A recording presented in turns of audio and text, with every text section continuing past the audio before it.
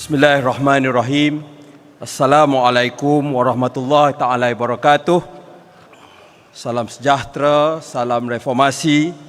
Kewalaipe tacahau. Wanakam. Yang saya hormati pengerusi, presiden, barisan kepimpinan dan seterusnya, perwakilan dan pemerhati yang hadir ke Kongres Keadilan tahun 2023. Saudara-saudara yang saya hormati sekalian, mungkin tidak ramai di antara kita yang perasan atau sedar bahawa pelantikan Yang Amat Berhormat Datuk Seri Anwar Ibrahim, Presiden kita, sebagai Perdana Menteri negara yang ke-10, ada pelbagai signifikan yang mungkin kita dah tahu, tetapi antara keistimewaan yang mungkin tidak banyak disebut ialah inilah kali pertama Perdana Menteri dilantik daripada sebuah parti nasional pelbagai kaum. Parti kita ini, saudara-saudara, kita ada 1 juta, lebih daripada 1 juta anggota. Kita ada anggota daripada P001 Padang Besar sampai ke P222 di Lawas. Pada masa yang sama, saudara-saudara, kepimpinan parti ini majoritinya masih lagi masyarakat Melayu, Muslim. Dan inilah keistimewaan yang telah ada dalam parti ini ketika mana pada tahun 1999 Datuk Seri Anwar dan pimpinan yang ada pada hari itu memilih untuk membentuk sebuah multi-racial party. Satu idea yang cukup radikal pada waktu itu. Saudara-saudara, dalam banyak-banyak parti yang ada, mereka ada jalan pintas dalam politik. Dia balik kepada pengundi tegar mereka, core voter mereka, untuk meraih sokongan. Tetapi dalam keadilan, kita tidak ada jalan pintas. Kalau nak naik, nak bertanding, menang pemilihan, kita nak dapat undi orang Melayu, orang Cina, orang India, orang Sabah, orang Sarawak. Saya masih ingat dari awal berada di dalam parti ini, bila kita berdepan dengan soal-soal polemik besar yang mana parti-parti lain ada jalan pintas untuk menjawab. Mungkin sebelum keluar sesuatu keputusan dah boleh buat kenyataan awal. Tetapi untuk parti keadilan, saudara-saudara, kita kena ada perbincangan yang panjang sebab nak capai satu kata sepakat. Tetapi itulah, saudara-saudara, sikap yang perlu dalam kita mentadbir negara ini, negara yang majmuk. Jadi saudara-saudara, ini kekuatan kita. Ini pendekatan yang diperlukan untuk membawa negara kita pergi ke depan. Kita tidak perlu defensif, tidak perlu apologetik tentang perkara ini. Kita perlu terus yakin dengan jati diri Parti Keadilan Rakyat ini. Saudara-saudara yang saya hormati sekalian, kita juga kena ambil pendekatan yang terbuka. Daripada awal, parti ini menerima mereka daripada pelbagai latar belakang, daripada pelbagai umur, untuk diketengahkan. Dan hari ini pun, walaupun kita sudah berjaya, kita kena terus ambil pendekatan yang sama. Jangan kita rasa mudah.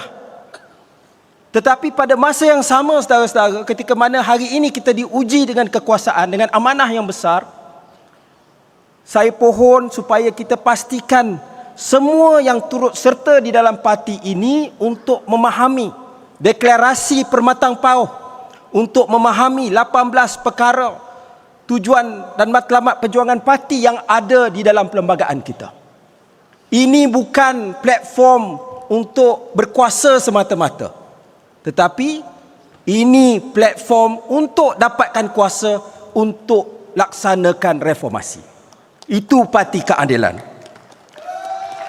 Sebab itu Allahyarham Malcolm X Al-Haj Al-Malik Syabas, beliau pernah berkata, a man who stands for nothing will fall for everything. A man who stands for nothing will fall for everything. Ya, penting untuk kita ada pendirian. Kita tidak mahu ada setengah orang macam tukar baju hari-hari. Dia rasa tengok keadilan berkuasa, dia tiba-tiba jadi keadilan. Ada kan? Ada orang waktu kita susah langkah Sheraton, dia buka baju, tiba-tiba ada senyap-senyap dia nak pakai baju kita balik. Jadi saudara-saudara yang saya hormati sekalian, kita juga kena berjaga-jaga dengan gelombang ekstremisme dan populisme yang semakin membadai di seluruh dunia. Kita lihat keputusan pilihan raya di Argentina, di Belanda, kemenangan-kemenangan calon-calon far right. Mungkin di Amerika Syarikat, Donald Trump juga akan kembali berkuasa. Pada masa yang sama di negara kita, kita lihat gelombang pembangkang yang ada. Tetapi kita juga harus yakin, kita tidak boleh menang di atas kelemahan mereka. Kita kena menang di atas kekuatan diri kita sendiri. Kegelisahan rakyat akan mengancam keyakinan rakyat bukan kepada parti, pakatan ataupun kerajaan kita semata-mata, malah kepada sistem demokrasi itu sendiri. Kita tidak mahu tragedi apabila rakyat Malaysia hilang keyakinan dengan demokrasi majmuk yang menjadi tiang seri kepada negara kita selama ini. Justru apa yang perlu kita keadilan lakukan. Kita perlu fokus menjadi PKR, Parti Khidmat Rakyat. We have to be a party of service. Pimpinan, sama ada menteri, menteri besar, exco, ahli majlis, ketua kampung, kita perlu dampingi rakyat untuk mendengar luahan mereka, untuk mendengar permasalahan, teguran, pandangan mereka. Kerana kita tahu bahawa keadilan ini dibentuk di atas dasar kepedulian kepada rakyat. Pada masa yang sama, saudara-saudara, kita kena faham bahawa kerajaan yang ada pada hari ini, betul Perdana Menterinya Datuk Seri Anwar, namun kita harus sedar ini ialah kerajaan gabungan, post-election coalition. Kita ada pelbagai gabungan yang masuk ke dalam pilihan raya dan kerana keputusan pilihan raya kita bergabung di bawah kerajaan perpaduan. Maka perlu ada tolak ansur persefahaman antara parti-parti yang ada. Tetapi kita juga tahu bahawa ada keutamaan aulawiyat yang disebut oleh Yang Amat Berhormat Presiden semalam di dalam ucapan dasarnya. Saudara-saudara yang saya hormati sekalian, kita semua kecewa tentang keputusan PRN di negeri-negeri Pantai Timur, Kelantan dan Terengganu. Namun saya pohon bahawa kita ada long term thinking, pemikiran jangka masa panjang. Memang kita belum menang di sana. Tapi saya berharap bahawa jangan ada pimpinan atau anggota yang di Kuala Lumpur, di Putrajaya ini atau di tempat-tempat lain yang berputus asa atau lebih teruk memandang rendah kepada masyarakat di Pantai Timur. Dia rasa tak boleh pergi dah dengan orang Kelantan ni. Buat gapo pun tak menir juga. Saudara-saudara, itulah pandangan kita dulu kepada Selangor. Itulah dulu pandangan kita kepada Sabah dan Sarawak. Tapi kita dapat tembus dan kita dapat menang. Jadi saya yakin saudara-saudara, kalau kita bekerja keras di Kelantan, di Terengganu, insya-Allah memang tidak mudah. Saya tidak pura-pura bahawa ia mudah, tetapi kita dapat melakukan breakthrough sekiranya ada iltizam dan keyakinan tersebut. Dan saya harap kita dapat ambil contoh daripada Perdana Menteri, walaupun kadang-kadang dikecam sebab dikatakan PM ni terlalu pemurah sangat dengan negeri Kelantan. Masalah air nak hulur 500 juta ringgit. Tetapi ini kerana kita tahu ini bukan soal nak dapat undi, tapi ini soal tanggungjawab kepada rakyat Malaysia.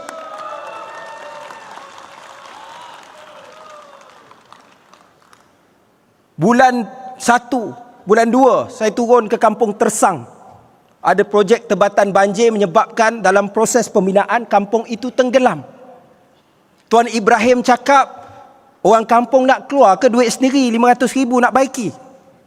Kita kerajaan perpaduan kita turun saudara-saudara, kita boleh buat penyelesaian jangka masa pendek. Sekarang ketika air naik, kampung tersebut banjirnya masih lagi dalam tahap yang minima. Dalam tempoh yang sekejap, dan kita buat di atas dasar kerajaan perpaduan ini. Dan saya yakin saudara-saudara, apabila kita dapat memenangi hati pengundi Pantai Timur, insya-Allah kita juga dapat memecahkan tembok untuk kita memenangi majoriti yang lebih besar di kalangan pengundi-pengundi Melayu di seluruh negara kita, insya-Allah.